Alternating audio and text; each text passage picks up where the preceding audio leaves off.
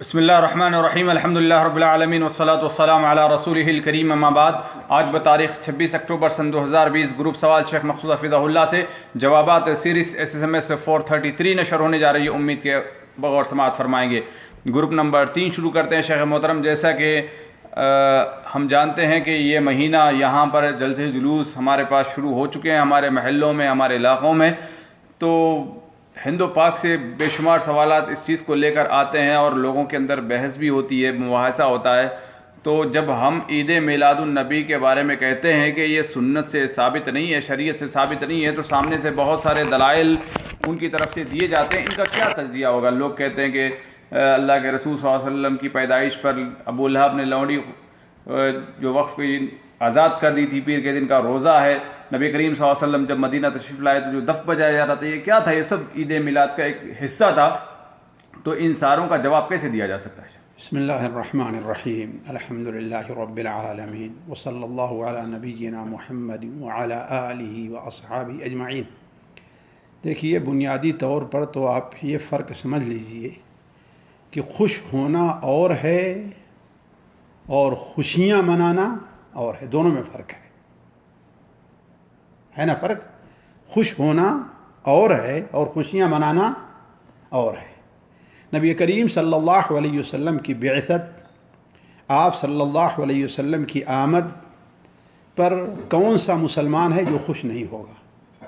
ہر مسلمان خوش ہوتا ہے، لیکن چونکہ خوشیاں منانا ایک ظاہری عمل ہے، اس لیے شریعت کے اندر ہر وہ ظاہری عمل جس کا تعلق اعیاد اور عبادات اور عقائد سے ہے، اس کے لیے دلائل کی ضرورت ہے کہ اس نے کوئی نہ کوئی دلیل پائی جائے۔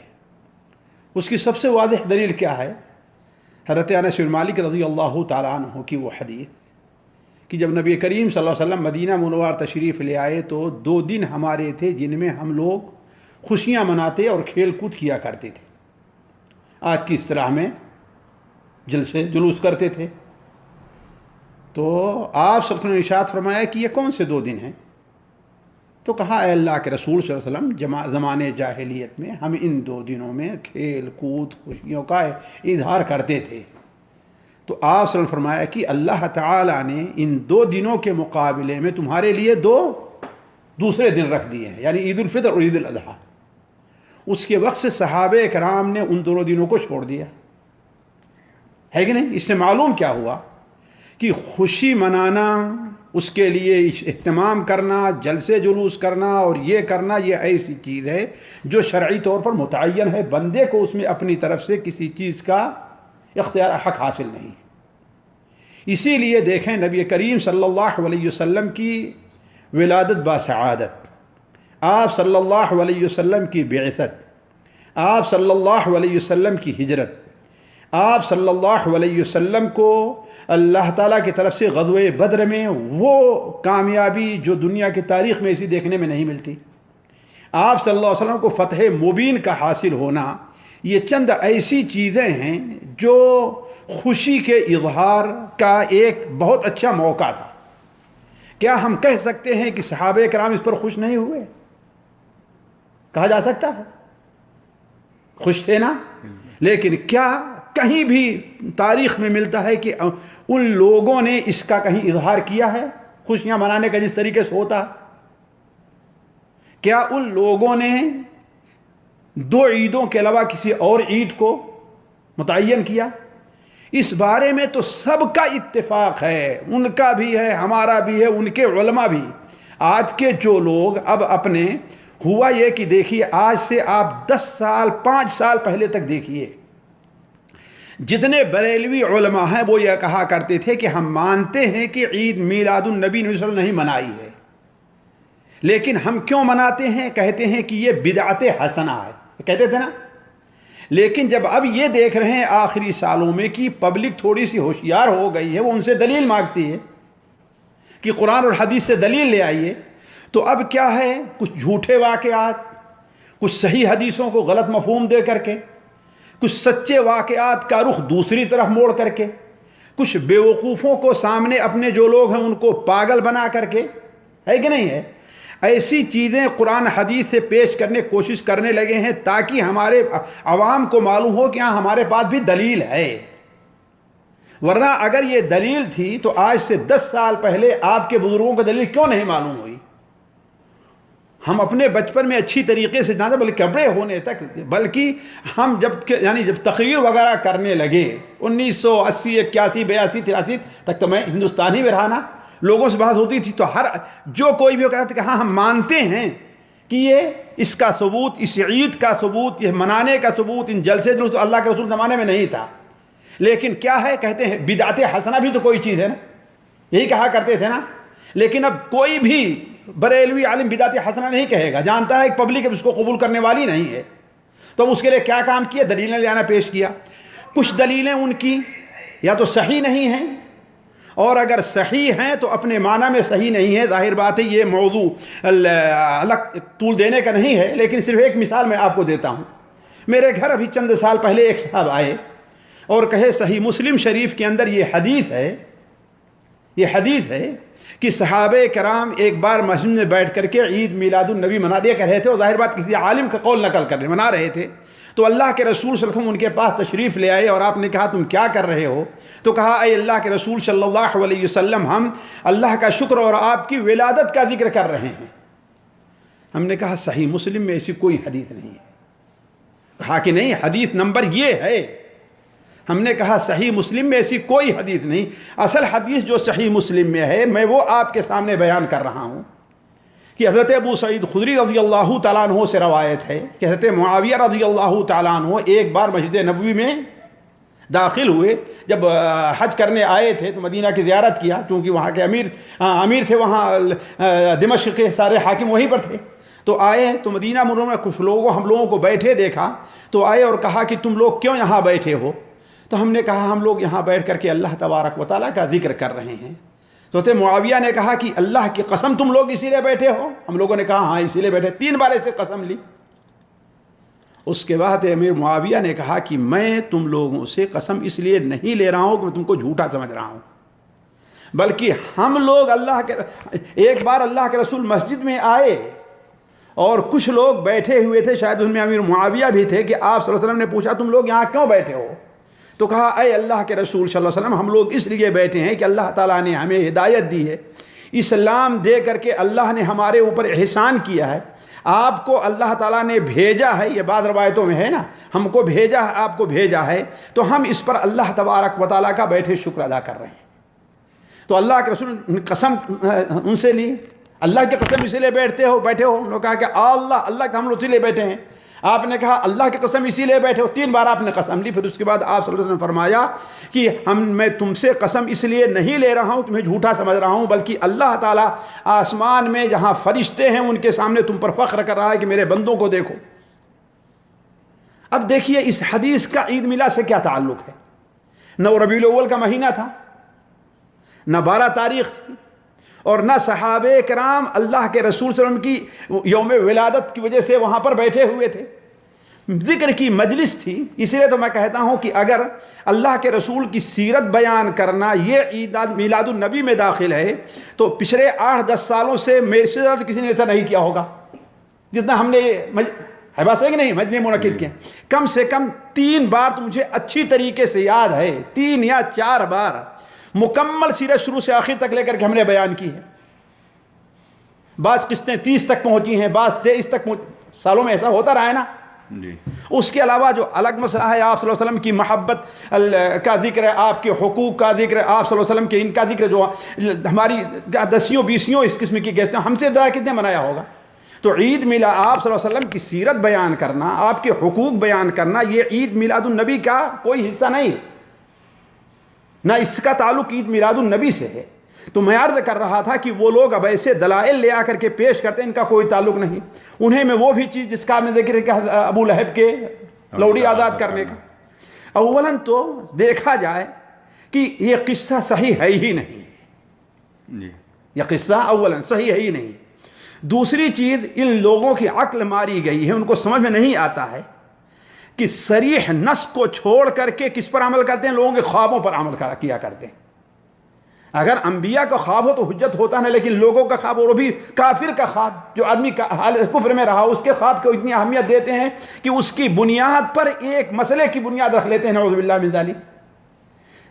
تیسری بات یہ ہے کہ تاریخی طور پر چاہے حافظ ابن حجر کو لے لیجئے، ابن عبد البر کو لے لیجئے، یہ لوگ جو ہے کہتے ہیں کہ ابو لہب نے اپنی لونڈی کو نبی کریم صلی اللہ علیہ وسلم کی ہجرت کے بعد آزاد کیا تھا، نہ کہ آپ کی ولادت کے موقع پر آزاد کیا تھا سویبیہ کو۔ یعنی یہی میں کہتا ہوں کہ یا تو وہ قصے صحیح نہیں جس کو بنیاد بناتے ہیں، اور اگر قصے صحیح ہیں تو ان کا تعلق عید میلاد النبی سے کوئی بات نہیں ہے۔ تو عرض میں یہ کر رہا تھا کہ وہ لوگ کے روزے کا کیا ہوگا؟ بھائی پیر کا روزہ تو کیا لوگ پیر کا روزہ رکھتے ہیں؟ آپ صلی اللہ علیہ وسلم نے 12 ربیع کا روزہ رکھا ہے؟ سوچنے کی بات ہے۔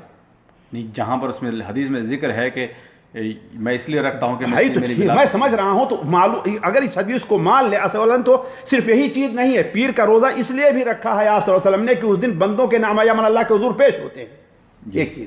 اور اگر آپ صلی اللہ علیہ وسلم پیر کا روزہ رکھا ہے تو ہم سنت کے متبع ہیں، ہم سنت کے متبع ہیں۔ آپ نے جلسہ کیا ہے اس موقع پر، آپ نے اسٹیج لگایا اس موقع پر، آپ نے مسجد نبوی میں لوگوں کو اکٹھا کیا اس موقع پر، ہر پیر کو جمع کیا ہے آپ نے کہ اپنی سیرت بیان کرنے کے لیے، یا صحابہ کرام سے کسی نے کیا ہے؟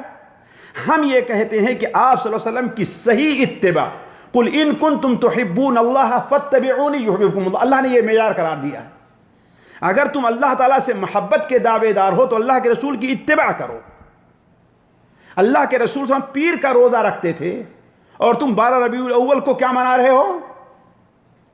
جلسے جلوس خوشیاں منا رہے ہو، جس میں نمازیں چھوڑ رہے ہو، بے پردگی ہو رہی، نعوذ باللہ من ذالک۔ ابھی کل کوئی کلپ آئی تھی کہ عید میلاد النبی وغیرہ کے نام پر جو جمع کیا جا رہا ہے، کوئی خوبصورت سی جوان لڑکی ہے اپنے پورے زیب و زینت کے ساتھ آئی ہوئی ہے، اور وہ نعت پڑھ رہی ہے نا، جہاں اللہ کے رسول صلی اللہ علیہ وسلم مسجد کے اندر نماز پڑھ رہے ہوں تو پیچھے سے عورتوں کو یہ اجازت نہیں دی ہے کہ وہ سبحان اللہ کہیں، اور اللہ کے رسول صلی اللہ علیہ وسلم کے محبت کے نام پر تم مجلس منعقد کر رہے ہو،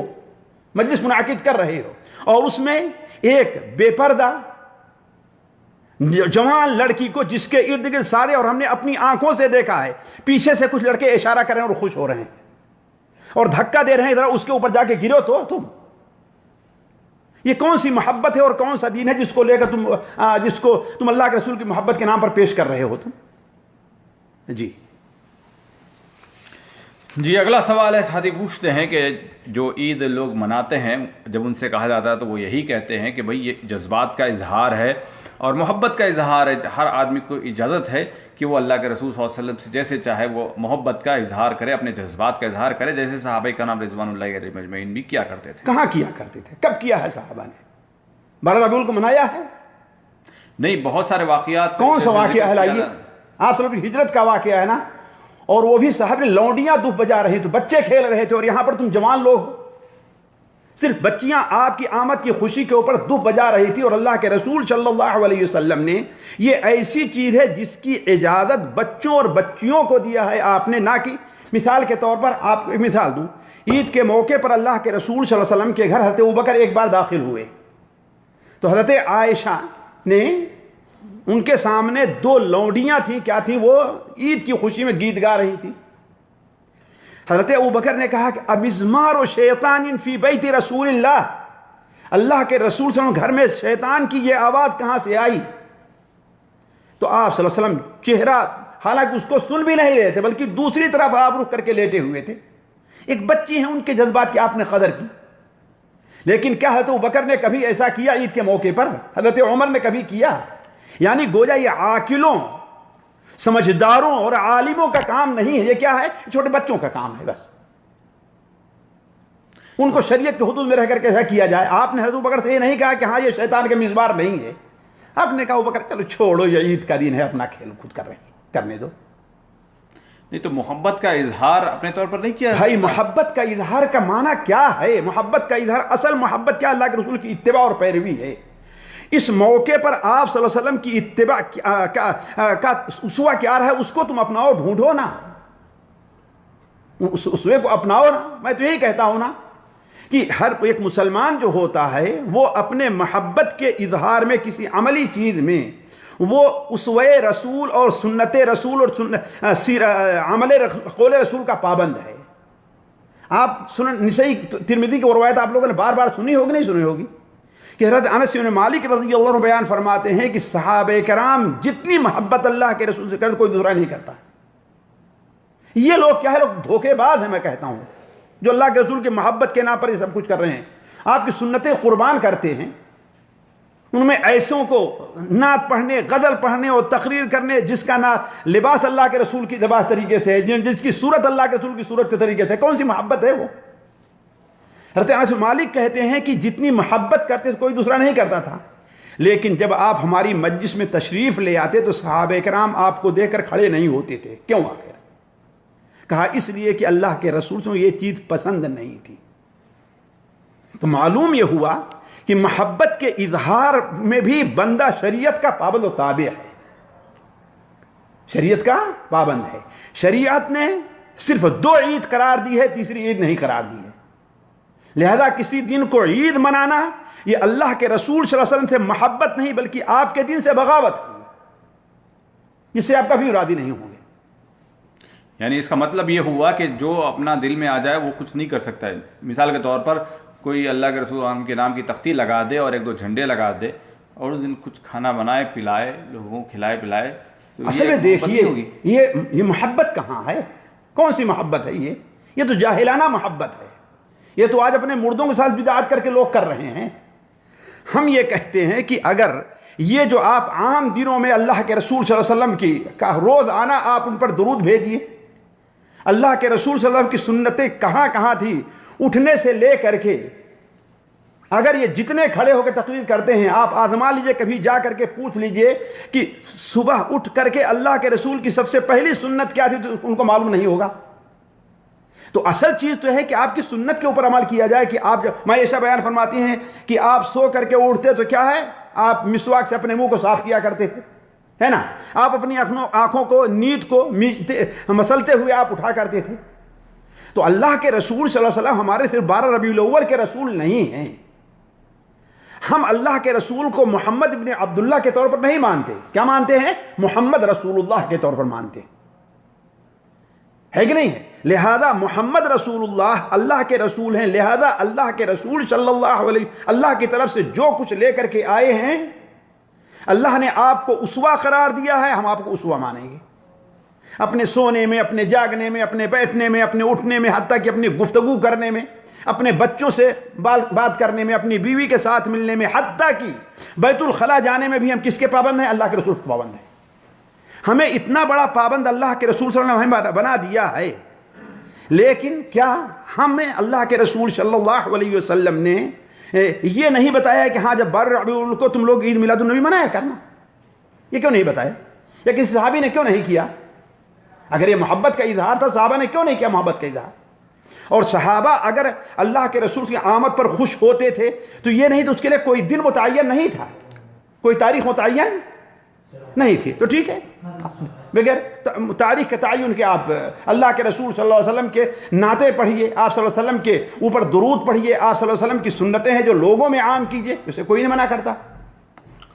اچھا, یہاں پر یہ کہتے ہیں کہ بڑی ذمہ داری کے ساتھ لوگ کہتے ہیں کہ اگر آپ کو اپنے گھر کی خوشی ہو, شادی کی خوشی ہو, ولیمے کی خوشی ہو, کسی کے مہمان کی آمد کی خوشی ہو, تو آپ تو بڑے اچھے سے دعوت کرتے ہیں, بڑا میٹھا بناتے ہیں, بڑا گھر کو سجاتے ہیں, لائٹنگ کرتے ہیں. تو کیا اللہ کے رسول آ رہے ہیں آج؟ جہالت دیکھیے ان کی, کہاں کی تیر کہاں کا روڑا اور کہاں کا سر. ہم تو کہتے ہیں کہ اللہ کے رسول نے ہمیں مہمان کی عزت و تکریم کا حکم دیا ہے. کیا ہے نا, من کان یؤمن باللہ والیوم فلیکرم ضیفہ, کہا ہے کہ نہیں کہا ہے آپ نے؟ جی. تو ہم یہ کر رہے ہیں کس لیے کر رہے ہیں؟ اللہ کے رسول کی اتباع میں کر رہے ہیں. تو اللہ کے رسول نے کہیں یہ بتایا ہو کہ ہاں بھائی میری پیدائش کے دن تم لوگ خوش ہوا کرو, تم لوگ چراغاں کیا کرو, تم لوگ دعوتیں کیا کرو, تم لوگ لوگوں کھلایا کرو؟ ہم آج تیار ہیں, لاؤ دکھاؤ میں کوئی چیز. کوئی بڑا آدمی ایسے تھوڑی بولتا ہے. پھر کون بولتا ہے؟ کبھی اب مثال کے طور بھائی پر تقریروں میں جلسہ کون کرتا ہے؟ ابھی انڈیا پاکستان میں دیکھ لیں, بڑے بڑے لوگ ہیں, وہ لوگ اپنا تھوڑی بول کے گئے کہ ہمارے پیدائش کے دن ہمیں یاد کیا کرو, لیکن آج لوگ یاد کرتے ہیں. اللہ کے رسول کو عام لوگوں پر آپ قیاس کریں گے؟ اسے تو کہا ہم اللہ کے رسول سے اس لیے نہیں مانتے کہ آپ محمد ابن عبداللہ ہیں. کس لیے؟ محمد رسول اللہ ہیں. ہم کس لیے مان رہے ہیں؟ محمد رسول اللہ ہیں. تو اللہ کے رسول صلی اللہ علیہ وسلم اللہ کی رسالت جو لے کر کے آئے ہیں اس کے کیا تقاضے ہیں اس کو ہم پورا کریں گے. یعنی ایک امتی ہونے کے ناطے ایک اسٹیپ ایکسٹرا نہیں لیا جا سکتا. نہیں لیا، قطعاً نہیں لیا جا سکتا. سنن ترمذی کے اندر حضرت مجاہد کا شاید قول بیان کرتے ہیں کہ حضرت عبداللہ ابن عمر کے سامنے ایک شخص کو حضرت کو چھینک آئی تو اس نے کہا الحمدللہ والسلام علی رسول اللہ. کوئی کفر کیا تھا اس نے؟ اللہ کے رسول درود بھیجا تھا نا. کہا کہ تم نے یہ کیا کیا؟ کہا ہم اللہ کے رسول پر درود بھیج رہے ہیں. کہا اللہ کے رسول پر درود تو ہم بھی بھیجتے ہیں، لیکن اس جگہ پر ہمارے نبی صلی الحمدللہ رب العالمین سے یہاں والسلام علی رسول اللہ نہیں سکھایا ہے. تو شریعت کتنی حساس، ذرا دیکھیں اس بارے میں سوچیں. تو ہم جو ہے وہی اسٹیپ لیں گے جس کی شریعت اجازت دیتی ہوگی. اور آپ مان لیجئے اس کو لوگ ثواب سمجھ کرتے ہیں کہ عادت سمجھ کے کرتے ہیں. لوگ ثواب سمجھ کرتے ہیں نا. اگر یہ چیز باعث ثواب تھی تو صحابہ اس کے محتاج تھے کہ نہیں محتاج تھے؟ ثواب کے تھے نا، محتاج ثواب کے. تو بہت ساری چیزیں ہم ثواب سمجھ کے کرتے ہیں. ابھی یہ مائک ہم نے لگایا ثواب سمجھ کے لگایا. ہم اس کو مائک ثواب نہیں سمجھ رہے ہیں. ہم ثواب یہ سمجھ رہے ہیں کہ ہماری بات جو ہے نا وہ لوگوں تک پہنچے، اس لیے ہم کر رہے ہیں. مائک بذات خود ثواب نہیں ہے، اس کو بھول میں نہ رہیے. یہ وسیلہ ہے مائک. تو ربیع الاول بھی وسیلہ نہیں بن سکتا؟ کون ربیع وسیلہ؟ یہی تو کہتے ہیں علماء، وہ چیز وہاں پر اس کی حاجت موجود رہی ہو اور وہ چیز موجود رہی ہو اور اللہ کے رسول نے اس کو استعمال کیا تو نہیں کیا جائے گا. نہیں کیا تو نہیں کیا جائے گا.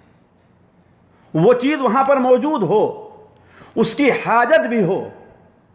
ظاہر بات صحابہ کرام اپنی محبت کے اظہار کے حاجت مند تھے کہ نہیں مند تھے، لیکن انہوں نے استعمال کیا ہے؟ نہیں کیا. جی اگلا سوال ہے ساتھی اسی کے قریب کا ساتھی پوچھتے ہیں کہ 12 ربیع الاول کو دوسری جماعتیں بھی اجلاس اور جلوس وغیرہ کرتی ہیں، کانفرنسیں منعقد کرتی ہیں، ان کا کیا حکم؟ ہم تو کہتے ہیں کہ یہ غلط ہے. اللہ یہ کہ بسا اوقات ان کی غلطیوں پر متنبہ کرنا ہو، اس لیے ہم تو کہیں ہماری جماعت کو متنبہ رہنا چاہیے کہ خاص 12 ربیع الاول کو اس قسم کے اجتماعات نہ کریں منتشب، تاکہ ان کی مشابہت نہ پائی جائے کسی طریقے سے. لیکن اگر ہمارے لوگ جو کرتے ہیں وہ یہ نہیں کرتے ہیں کہ ہاں ہم اس کو 12 ربیع الاول سمجھ کر کے یہ ربیع الاول ہم اہمیت دے رہے ہیں. ہم یہ دیتے ہیں کہ ان دنوں میں چونکہ خرافات مچاتے ہیں وہ لوگ، عوام کو گمراہ کرتے ہیں، عوام کے خلاف سامنے الٹی سیدھی دلیلیں پیش کرتے ہیں، لہذا ہمارے لوگ بھی ان کی تردید کے لیے ایسا کر رہے ہیں. جی اگلا سوال ہے ساتھی پوچھتے ہیں کہ عید میلاد سے متعلق اس دن اگر ہمارے کوئی رشتہ دار اگر گھر میں کچھ کھانا وغیرہ بنا لے یا میٹھا بنائے تو اس کے کھانے کا یا لینے کا کیا حکم ہے؟ بھائی دیکھیے، میں تو کہتا ہوں کہ ان کو لینا کرنا یہ ان کی بدعت میں شریک ہونا ہے، یا کم سے کم ان کی تشجیع اس میں پائی جا رہی ہے نا. جی گویا کہ ہم ان کو ایک وہ ہم بنا رہے ان کی، گویا کہ ہم واہ کر رہے ہیں کہ ہاں اچھا کیا ہے آپ نے، ورنہ بذات خود وہ کھانا میں کوئی عیب نہیں. وہ کھانا اگر حلال چیز ہے تو کوئی عیب نہیں ہے، لیکن ہم کیوں نہیں قبول کرنا چاہتے؟ اس لیے کہ اس سے ان کی بدعت کی تائید ہوگی. گویا کہ ہم تائید کر رہے ہیں اور ان کو جو ہے ہم گویا کہ ان کو واہ کر رہے ہیں اور ان کو امید وہ جو جذبات دلا رہے ہیں کہ آپ اچھا کر رہے ہیں. جی بار بار یہ سوال ہمارے ساتھیوں کی طرف سے آتا ہے اسی سوال کے جواب میں، جب آپ کہتے ہیں کہ ایک مسلمان اگر 12 ربیع الاول کا کھانا دیتا ہے تو جب جائز نہیں ہے، لیکن اگر کوئی غیر مسلم اپنے تہوار پہ کوئی مٹھائی دیتا ہے تو آپ کہتے ہیں جائز ہے. بھائی ہم اس لیے کہتے ہیں جائز ہے کہ وہاں پر ہم اس لیے نہیں، وہاں پر وہ یہ نہیں سمجھتا ہے کہ یہ ہماری عید میں ہماری خوشی میں شریک ہے. اور وہاں پر بھی ہم یہ کہتے ہیں کہ اگر وہ تہوار جو ہے مذہبی ہے تو اس سے گریز کرنا چاہیے، لیکن اگر قومی کوئی چیز ہے تو ایسے موقع پر لے لینا چاہیے. ہم یہاں پر فرق اس لیے آپ جانتے ہیں نا اچھی طریقے سے کہ ایک مسلمان ہے، اگر وہ شرک اکبر کا مرتکب ہو رہا ہے تو اس کے بارے میں کیا ہے؟ ظاہر بات اس کی نماز جنازہ بھی نہیں پڑھی جائے گی، اور نہ کوئی آپ کی کسی کی بیوی ہو اگر شرک اکبر کی ارتکاب کرے تو اس سے کیا کیا جائے گا؟ نکاح بھی ختم کر دیا جائے، ہے نا. لیکن اگر اہل کتاب ہیں تو جائز ہے. کیوں بھائی؟ پکے مشرک ہیں وہ لوگ کہ مشرک نہیں ہیں؟ وہ ثالث ثلاثہ کے قائل ہیں. لیکن کیوں؟ تو گویا بہت سی ایسی چیزیں ہیں کہ مسلمان اور غیر مسلم میں فرق کیا جائے گا. جی جی اگلا سوال ہے، ساتھی پوچھتے ہیں کہ عید میلاد کے جلوس کے لیے شرکت کرنے پر زبردستی کرتے ہیں اور اسی طریقے سے چندہ دینے کے لیے کچھ لوگ مجبور کرتے ہیں، جبکہ محلے میں اگر کچھ ایسی مجبوری اگر کا سامنا ہو تو کیا کیا جائے گا؟ بھائی دیکھیے، اگر آپ کو آپ کی عزت کا خطرہ ہے کہ آپ کو ماریں پیٹیں گے یا کوئی ہے اور آپ ان سے نپٹ نہیں سکتے ہیں تو ٹھیک ہے، آپ دے دیں. لیکن یہ ہے کہ یہی سمجھ کر کے قلّہ منوکر وقلبہ مطمئن بالایمان والی بات ہونی چاہیے. جی اگلا سوال ہے، ساتھی پوچھتے ہیں کہ شیخ محترم، جب اگر ہم ان لوگوں کی تقاریر کو سنیں گے تو ان کی تقریریں اچھی لگتی ہیں، اگر آپ لوگوں کی تقاریر کو سنیں گے تو یہاں کی تقریریں اچھی لگتی ہیں. مجھے ایسے لگتا ہے کہ ہر کوئی اپنے اپنے اس کے فالوورز ہیں اور اس کی طرف چل رہا ہے، نہ پبلک کو ادھر کا پتہ ہے نہ ادھر کا پتہ ہے. سوال یہاں پر یہ ہے کہ کیا ایک مسلمان کے لیے سارے علماء کرام کو سننا ضروری ہے یا کسی بھی ایک جماعت کے سن کر وہ اپنی جنت پا سکتا ہے؟ بھائی دیکھ لیجئے، یہ ایک آپ نے عقیدے کا مسئلہ چھیڑا ہے جس کا یہ بھی وقت نہیں ہے. لیکن اصل چیز یہ ہے کہ اگر دو عالم کا کسی ایسی چیز کے بارے میں اختلاف ہے جس میں ایمان اور کفر کا معاملہ ہے، جس میں ایمان اور کفر کا معاملہ ہے، اور آپ کے سامنے وہ بات آتی ہے تو آپ کو یہ کوئی ضروری نہیں کہ آپ ان کی سنیے. اصل چیز یہ ہے کہ آپ اس مسئلے کی تحقیق کیجیے. تقریر میں بیٹھ کر کے اس کے مسئلے کا حل نہیں ہوگا. اکیلے میں ملیے، پوچھیے. اللہ نے آپ کو عقل دی ہے، سمجھ دی ہے. ایک دنیا کی چیز ہوتی ہے، آپ 5-10 روپے 25 روپے 50 روپے کے قلم خریدنے جاتے ہیں، دیکھتے ہیں کہ اوریجنل ہے کہ غیر اوریجنل ہے، اور آپ کو سمجھ میں آ جاتی ہے بات، ہے کہ نہیں ہے؟ تو یہ دین کا معاملہ آخرت، اس بارے میں کیوں نہیں آپ تحقیق کرتے؟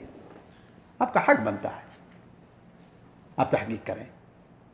لیکن اگر کوئی شخص فعلاً وہ نیک نیت ہے، قومی، علاقائی، فرقہ واریت یا اس میں تعصب کے اندر مبتلا نہیں ہے اور وہ اسی کو دین سمجھ رہا ہے، تو میں سمجھتا ہوں کہ وہ جاہل ہے تو اللہ کے نزدیک معذور ہوگا، اگر اس کے پاس دوسری چیز حجت واضح نہیں ہوتی. لیکن اگر آپ کے سامنے ہاں دوسرا کہہ رہا ہے یہ دیکھو دلیل، وہ دوسرا، اور میں یہ سمجھتا ہوں کہ اگر کوئی آدمی ان پڑھ ہی کیوں نہ ہو، اگر وہ حق تک پہنچ جاتا ہے تو حق تک پہنچ جائے گا. اس کے میرے پاس بڑے شواہد موجود ہیں. یہیں الغات میں جب ہم نے آج سے 30 سال پہلے جو ہے وہ پروگرام شروع کیا، یعنی لوگوں کو دعوت کا یہ تھا، تو جب میں خیریت میں پروگرام کرتے تھے اس میں شیخ صفی الرحمان کو ہی بلایا گیا اور ڈاکٹر فضل الہی کو بھی، یعنی ایسے لوگ آتے رہے اور پروگرام ہوتا رہا. تو شیخ صفی الرحمان صاحب رحمہ اللہ آئے تو ان کے پاس کچھ ہمارے پاکستانی جو بلدیہ میں کام کرتے تھے وہ مسئلہ لے کر کے آئے کہ ایصال ثواب کا، اور یہ کہ جانور کو ذبح کر کے لوگوں میں تقسیم کرنے کا. تو شیخ صفی الرحمان نے کہا کہ یہ جہاں تک فاتحہ وغیرہ کا تعلق ہے اس کا کوئی ثبوت نہیں ہے. تو ان میں سے ایک صاحب انہی دنوں، یہ باعث عبرت ہے، اس کو سمجھے لیں کس طرح دھوکہ دیا جاتا ہے، انہی میں سے ان دنوں ایک صاحب پاکستان گئے اور اپنے یہاں کے مولوی صاحب عالم صاحب سے پوچھے تو انہوں نے کہا کہ نہیں، مشکات میں حدیث ہے کہ اللہ کے رسول صلی اللہ علیہ وسلم نے جانور کو ذبح کیا، اس کے اوپر فاتحہ پڑھا آپ نے اور پھر گوشت لوگوں میں تقسیم کر دیا. پھر آئے تو ہم سے ملے تو کہنے لگے، ہم نے کہا کہ مشکات میں کوئی ایسی حدیث نہیں ہے. کہا کہ نہیں، ہمیں نکال کر کے دکھلایا ہے. ہم نے کہا مجھے معلوم ہے آپ کیا لکھا ہے، دیکھیں بالکل غلط ہے، ایسی کوئی حدیث نہیں ہے. اگر چاہتے ہیں تو حدیث یہ ہے کہ آپ صلی اللہ علیہ وسلم قربانی کے لیے 2 جانور منگائے، ایک جانور کو آپ صلی اللہ علیہ وسلم نے اپنے نام سے اور ایک جانور کو اپنی امت کے ان لوگ جو ابھی تو ان کے نام سے کیا ہے کہ نہیں ہے. اور پھر آپ صلی اللہ علیہ وسلم کہا کہ اللہ تعالیٰ اسے میری طرف سے اور میری امت طرف سے یا میری ان امت کی ان طرف سے ان کی طرف سے قبول فرما. کہا کہ نہیں، وہ کہے فاتحہ پڑھ کر کے. تو وہ صاحب ذرا سمجھدار تھے، گئے ریاض وہاں اپنے ساتھیوں میں اور ڈھونڈ کر کے لے آئے مشکات المصابیح میں. تو اب دوسرے دن سنیچر کو آئے، ہم سے مل نہیں رہے ہیں، پیچھا چھوڑا رہے ہیں، دائیں بائیں ہو رہے ہیں. پھر ایک دن مل گئے ہم سے، میں پرانے الغات میں رہتا تھا ان دنوں میں ہے. ہاں بھائی فلاں صاحب کیا ہوا، آپ بتائے نہیں. کہا ہاں حدیث تو ویسی ہی ہے جیسے آپ بتا رہے تھے. ہم نے کہا اب تو آپ کو معلوم ہوگا کہاں آپ کے مولوی لوگ ڈنڈی مارتے ہیں، کہاں سے. ڈنڈی مارتے ہیں, جھوٹی باتیں بتاتے ہیں, اور حوالہ کس کا دیتے ہیں؟ اور میں ان کے بڑوں کا نام لے کے بتا سکتا ہوں کہ کہاں کہاں سراسر جھوٹ بولی ہے. حوالہ دیا کہ فلاں کتاب میں, مثال کے طور پر ان کے ایک بہت بڑے مقرر وسیلہ کی بات پیش کرتے ہوئے کہا کہ یہ حدیث, اس حدیث کو رشید رضا مصری نے اپنی کتاب تفسیر المنار میں نقل کی ہے, جبکہ اور کہا اس کو صحیح قرار دیا ہے, جبکہ تفسیر منار میں رشید رضا مصری نے نقل کیا اس کی تردید کرنے کے لیے. کس لیے؟ اس کی تردید کرنے کے لیے. اور وہ کیا پیش کر رہے ہیں؟ گویا کہ اس کی تائید کے لیے نقل کیا.